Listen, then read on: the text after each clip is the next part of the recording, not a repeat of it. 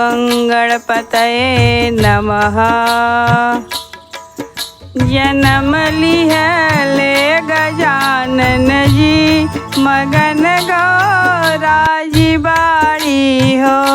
जन्म लिहले गजानन जी मगन गौराजी बाड़ी हो। बधाई बाजे पर्वत पे नाचेले भोले दानी हो। बधाई बाजे पर्वत पे नाचेले भोले दानी हो। बधाई देव ब्रह्मलोक से ब्रह्मा ब्रह्माणी आवेले। दरस पाके गजानन के नए नयापन जुड़ावेले। बधाई देव ब्रह्मलोक से ब्रह्मा ब्रह्माणी आवेले। दरस पाके गजानन के नए नयापन जुड़ावेले। श्री हरि संग मैया लक्ष्मी जी दरस के आइल बाड़ी हो। श्री हरि संग मैया लक्ष्मी जी दरस के आइल बाड़ी हो। बधाई बाजे पर्वत पे नाचेले भोला दानी हो। बधाई बाजे पर्वत पे नाचेले भोले दानी हो। बजेला बंसी मोहन के पायल राधा के छन के हो। बजेला बंसी मोहन के पायल राधा के छन के हो। झुलावे पालना रुक्मिणी गजानन बबुआ गणपति के।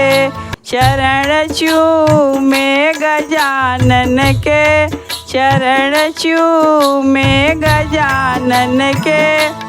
सिया संग अयोध्या बिहारी हो। चरण चूमे गजानन के सिया संग अयोध्या बिहारी हो।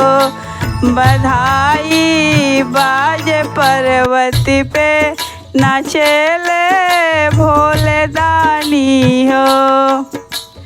जन्म वाली हल गण राजा झुमेला धरती अंबर हो। जन्म वाली हल गण राजा झुमेला धरती अंबर हो। नाचे सीता मगन हो के संग में श्री रामचंद्र हो। नाचे सीता मगन हो के संग में श्री रामचंद्र हो। सुनी के जन्म गजानन के नाचे सब जग के प्राणी हो। सुनी के जन्म गजानन के नाचे सब जग के प्राणी हो। बधाई बाजे पर्वत पे नाचेले भोले दानी हो।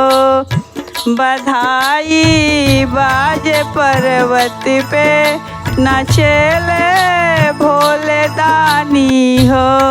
जन्म लिहले गजानन जी मगन गौराजी बाड़ी हो।